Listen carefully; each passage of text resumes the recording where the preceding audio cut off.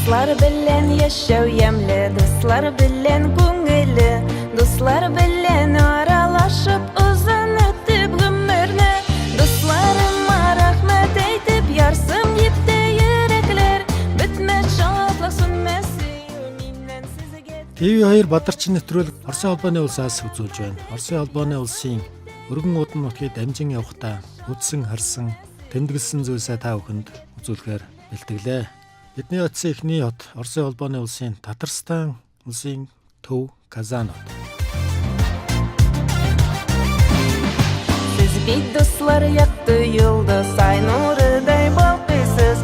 Бұл тұрмышта siz болған. Оросын холбооны улсын шашин эдийн засаг, улс төр шинжлэх ухаан, боловсрол соёл спортын томоохон төвүүдийн нэг Оросын 3 дахь нийслэл гэж нэрлэгддэг Казан хот.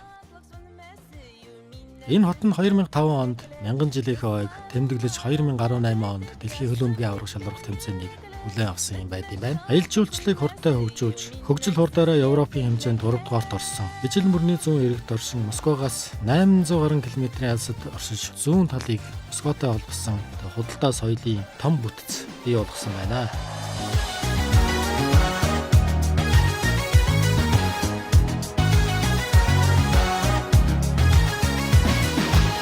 Dostlarım tatlı yaşı kışını kulağızda.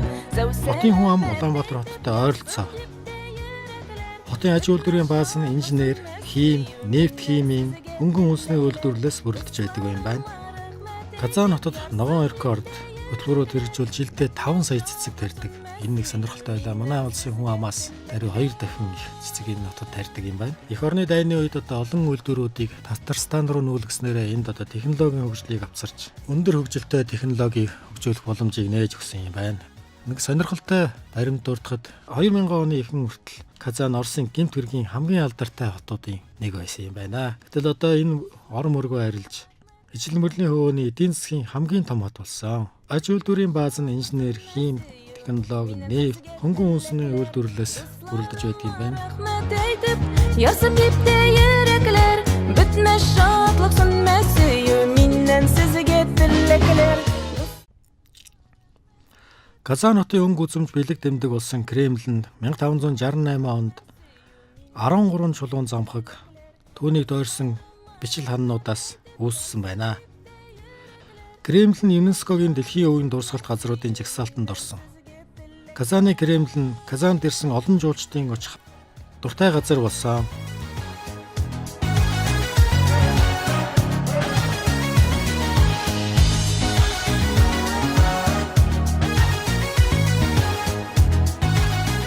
TV2 телевиз Оросын холбооны улсын Татарстаны Казаны Кремлийн хажуугаас үзүүлж байна. Казаны Кремль нь 1000 жилийн ойгоо 2005 онд хийсэн анх баригдалтаа модон байжгаад аажимдаа засвар чулуун болгосон гэж түүхийн сурвалжлагч үзүүлсэн байт юм байна. Миний энэ ард харагдаж байгаа нь бол Татарстаны үе үеийн хаадуудын шарилыг хадгалдаг газар Монголд авч үлдсэн юм байна. TV2 телевиз Татарстаны Казанаас үзүүлж байна.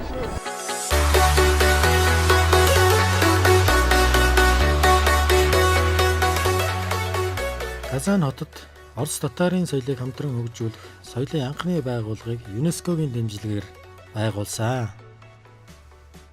Москва, Санкт-Петербургийн дараа банкны нөөцөөр 3 дугаарт ордог юм байна. Оросын холбооны улстай 16-аас 18 дугаар зууны эхээр Орос улсын анхны хэвлэх үйлдвэрүүдийн нэг нь Казан хотод байгуулагдсан.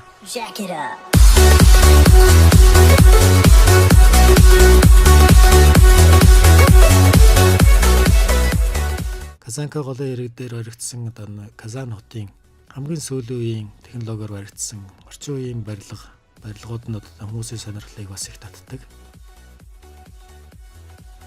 Цирк болон олон улсын том үзэсгэлэнгүүдийг энд байгуулж харав тэрүүгээрээ хүмүүсийг их татдаг юм байна.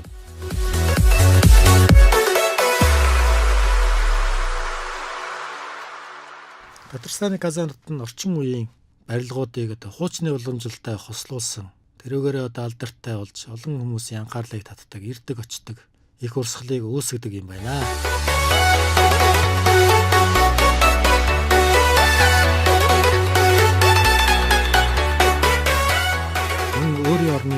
төвийг судлахад бүх багцуудыг бэлдэх өөрийн орны Казаны болон Татарстаны төвхийг шинэ үеийнхэндээ танилцуулах талаар идэвхтэй үйл ажиллагаа явуулдаг. 34 улсын үзэн ажиллагаас гадна хувийн олон музей ажиллаж хүмүүст Татарстаны тухай мэдээлэл, Татарстан болон Оросын холбооны улсын тухай мэдээллүүдийг түгээж мэдрүүлж байдаг юм байна.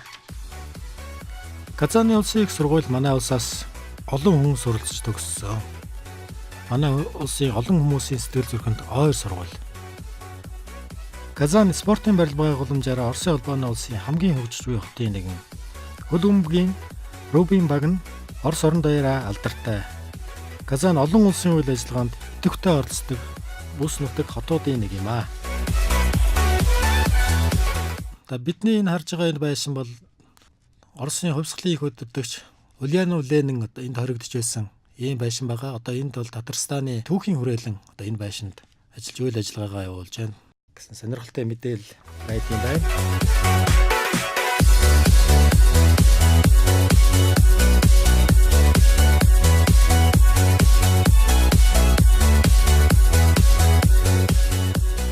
Та бидний харж байгаа Татарстаны Москвагаар болоод Арбатын гудамж харагдаж байна. Энд одоо түүх соёлын олон үзмрүүдийг дэлгэж тавьсан гудамжинд өөрсдөө одоо үндснийхээ хувцастай, үндснийхээ өв соёлыг түмэн олон түгээсэн үйл ажиллагаа явуулдаг ийм сонирхолтой газар байна лаа. Оросын холбооны улсын хамгийн хөгжиж буй хотын нэгэн. Казан олон улсын үйл ажиллагаанд идэвхтэй оролцдог. Казан хотод 120 гаруй эмчилгээний төвүүдийн зэрэгцээ, Казаны клиник онцлогооны төв нь зүрх судасны олон мэдрэлийн эмгээг эмчлэх ижил мөрний хамгийн том эмнэлгийн төв болсон юм а. 2018 он гэхэд Казан хотын нийтийн тээврийн автобусны тэн хагас нь хийн төлстэй болгохоор зорж байгаа. Казан нь Оросын холбооны улсын хамгийн том тээврийн болон логистикийн төвүүдийн нэг. Холбооны хурдны зам, төмөр зам гол бусуудыг холбож, хувийн машинууд болон автобус, метро унаа уншиг хангадаг юм байна.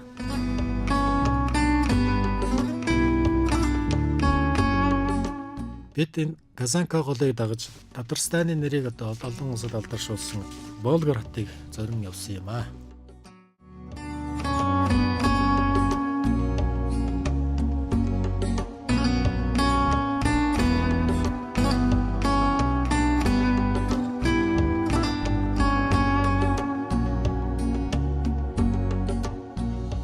Ижил мөрний хөвөөнд орших Болгар хот. Татарстан улсын Болгар хот Орос татар үндэстэнүүд амьдарна. Хоёр том голын уулзурт байсан тул худалдаа 8 их голоор өнгөрөх өсөн онгоцуудыг хянах боломжтой газар зүйн байршил нь хот болох тийм үндэс улсан байд юм байна. 8-аас 11-р зууны хооронд Болгар хот нь Орос улсын зүүнтэй их худалдааны ганц хаалга болж байлаа.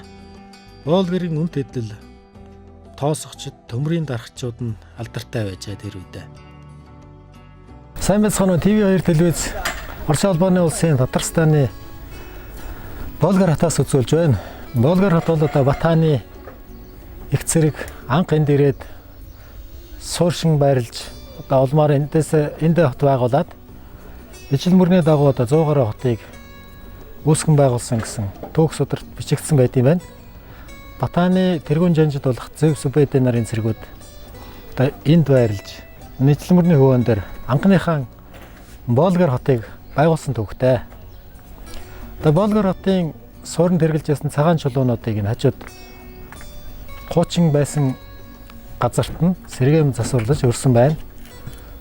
Түрүү нэг удаа намайг өөл ирэхэд энд зөвхөн засвар эхэлж байсан бол одоогоор бүр нэлээд сайн засаад байшин барилгуудаа босгоод аялал жуулчлалыг онцгой хөгжүүлэхээр анхаарал тавьж хүч хаяж ихэлсэн анзаарэгдэж байна.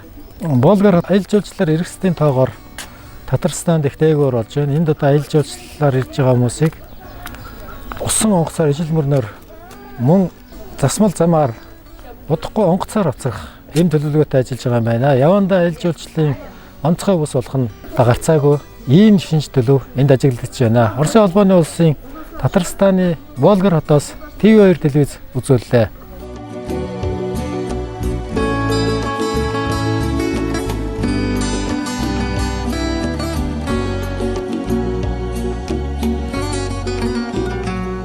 Жижиг боловч олон улсын худалдааны гол цэг байсан байна. 1236 онд монголчууд эзлэн авсан цагаас нодон байшин чулуугаар сольж өөрийн эзлэн авсан олон орны соёлыг энд түгээн дэлгэрүүлсэн юм а.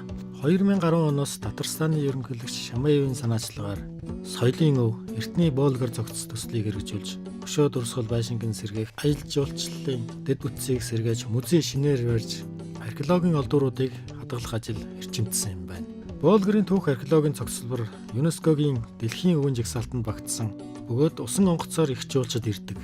Бидний харж байгаа энэ байшингийн тойр бол Батааны Алтан ордны улсын үед гол ордон байсан. Энд одоо халуун усанд орох, урлаг соёлын олон арга хэмжээ зохион байгуулах зэрэг үйл ажиллагаа явагддаг байжээ. 2010 оноос Болгар хотын жуулчдын урсгал 20 дахин өссөн, хуучнаа сэргээж орлого олж, 20 дахин өссөн хуучин байшингуудыг сэргээж орлого олж дараагийн судалгаа үргэлжлүүлэх боломж олдсон юм байна. 2018 онд 500 мянган жуулчин ирж эндхийн түүх соёлын үзмрүүдийг үзсэн байдığım байна. Түүнээс гадна энд талхны музей, шинэ хот, Тэмээний бэрэм зэрэг хүмүүсийн анхаарлыг их татаж ашиг орлого оруулдаг нэгэн салбаруудын нэг бас юм. Эндхийн үзмрүүдийг Татарстаны өсвөр үеийн хүүхэд залуучуудад их үзүүлж эртний түүх соёл, өв уламжлалыг хадгалан авч явах талаар их ажил хийж байна.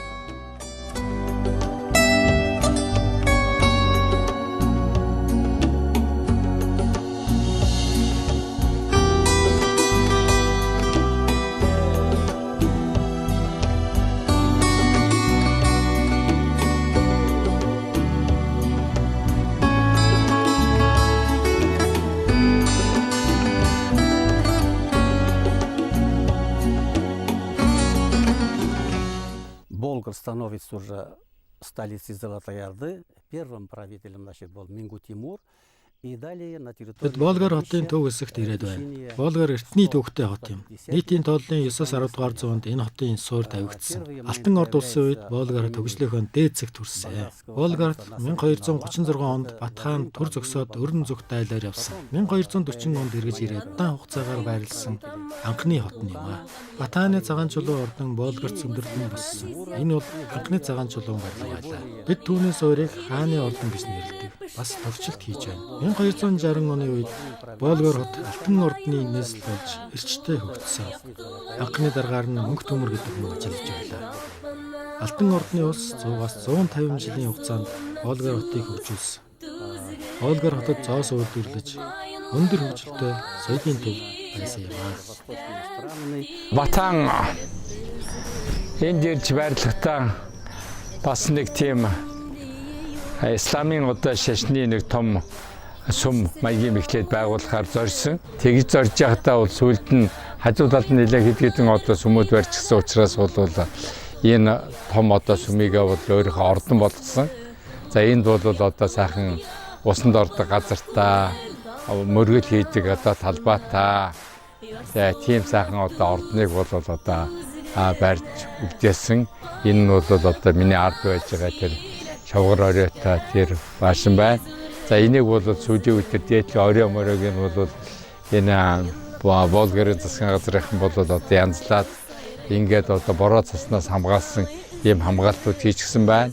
За хуучин үлдэгдэл одоо цагаан чулуунууд байна. Тэр цагаан чулуунуудыг энэ Волг одоо ижил мөрний цаанаас бол татж ирж тэр цагаан чулуугаар одоо суурийг тавьсан. Тэр суурийн чулуунууд нь бол байж байна.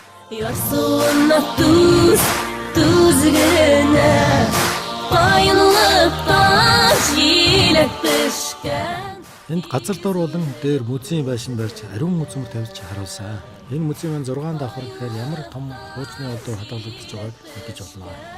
Түүнтэй зэрэгцүүлэн хуучин хоттой яг адилхан шинэ хотуудыг бас энд барьж байгуулж явандаа хуучин хот руу шинэ хоттой танилцаж харьцуулж үзэх тийм нөхцөлийг бүрдүүлэхээр одоо энэ Болгар хотынхан ажиллаж байгаа юм байна. Хуучны эзүүдийг одоо ч малтсаар, олсоор судалсаар байгаа. Олон удаагийн донцолгоо хувьсгалыг дайрч гарсан ч үлдсэн энэ чулуун байрнууд нь их Монголын зэрэг оршин сууж энэ нутгийг захирч соёл иргэншлийг бий болгосон түүхийг өгүүлсээр оршин байна. Одоо энэ самхаг дээр одоо Батаны харуулын цэргүүд эндээс алсыг харж хамгаалт хийдэг байсан юм самхаг байгаа. Энэ хот нь бол нэг талаасаа ижил мөрөн, нөгөө талаасаа тал нутаг байгаа учраас одоо харуулын цэрэг харах талбай ариун их байсан байгаа юм аа. Üzülüp üzgünler Айлықта жиілеп түшкен Газар доорх энэ музейд бол Алтан ордны үеийн үзмрүүдийг тавьсан, мөн тэр үед зэрэгцэн орсч байсан бусад шашны үзмрүүдээс ихсэн дэлгэн тавьсан байгааг бид үзэж харж байна. Энэ музей бол 6 давхар маш их баялаг үзмэртэй давхар болгон өөр өөрийн онцлогтой үзмрүүдийг тавьж харуулсан байна лээ. Батхан Алтан ордны Болгор хотод анхлан морины сан тухлан бууж шинэ нийслэлийн байгуултлаа үйл ажиллагаагаа явуулж байсан талаар Оросын холбооны улсын Татарстаны эрдэмтэд онцлон тэмдэглэсэн байдаг байна. Батханы цагаан чулууг одоо дуурайлган сүүлийн үеийн байшин барилгуудыг хийж байгаагүй тарж байна. Мөн археологийн ухалт малталтыг одоо болтол хийгээд ариун олсоор байгааг Татарстаны эрдэмтэд бас онцлон дурдж байсан. Болгор хотын оршин сууж амьдарч байсан улсуудыг өөр шинэ газар нүүлгэн газар зааж өгч суулган энэ суурьны газрыг чөлөөлж авснараа одоо археологийн ухалт малталд судалгаа шинжилгээ хийх боломжийг бүрдүүлж өгсөн. Энэ нь одоо бидний явсан бусад хот улсуудаас ялгаатай харагдаж байна. Алтан ордны улсын түүхийг хадгалсан Оросын холбооны улсад байгаа хамгийн том зогсолборуудын нэг Болгор хотын ерөнхий байдал ийм байна. Энд одоо 7 ширхэг барилга үлдсэн. Мөн Батханы зөөж авцарч барьсан чулуун барилгуудын суур туур тэр хэвээрээ хадгалагдсан үлдсэн Алтан ордны судалт бол онцгой ач холбогдолтой үзмэр үзэсгэлэн болж сүмдэрлсээр байна.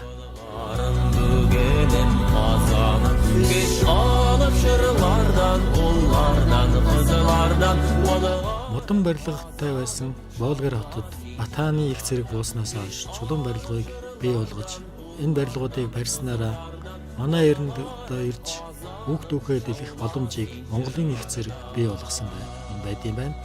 Хэрвээ энэ байшингууд одоо ингээд модон хэвээрээ байсан бол өдий уртл төсч үлдэх байсан эсхийг хэлж мэдэхгүй гэж Татарын эрдэмтэд ярьж байлаа.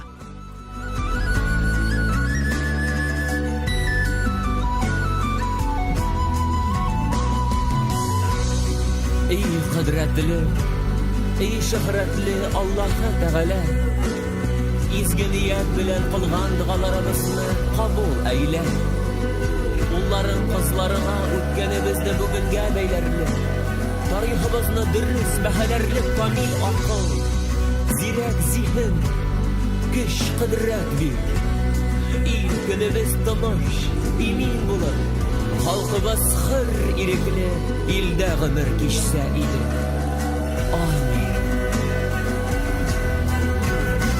Şalabağlar üstünde gümüş ay nurlanıp kazanım amdanım daralsın dünyama. Geç alıp şırlardan, ullardan, kızılardan, balıgarın kazanından lansin şırlardan. Geç alıp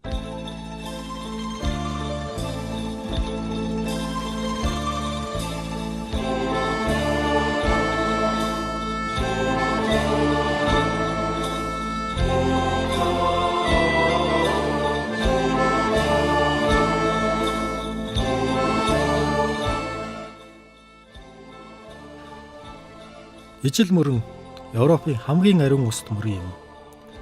3700 орчим километр урсаж Каспийн тэнгис цутгадаг. Замдаа олон гол мөрнөөр тэжээгдэж ариун их усыг Каспийн тэнгист авч шийдгээрээ Каспийн тэнгисийн их цутгал болж хувирсан юм а. Замдаа Твер, Дубна, Ярослав, Доод Новгород, Казан, Ульяновск, Тольятти, Саратов, Самара, Волгоград зэрэг тийм Оросын холбооны улсын хамгийн хүн ам шигүү суудаг хэсгийг усаар хангадаг. Энэ их мөрөн Алтан ордны Монгол улсын төвлөрсөн гол бус нутаг байж олон хот суурин бүтээн босгосон юм. Энэ мөрөн дагсан Сарайбат, Сарайбэрх зэрэг хотын туур одоо ч хүртэл байсаар байна. Өвөлдөө 3 сар хөлддөг. Хотон Фламинго шууд Ленхо цэцэг зэргийг эндээс олж харж болно. Орос орны ариун түүхийг хадгалан олон мянган жил урссаар байгаа ариун их уст мөрөн билээ.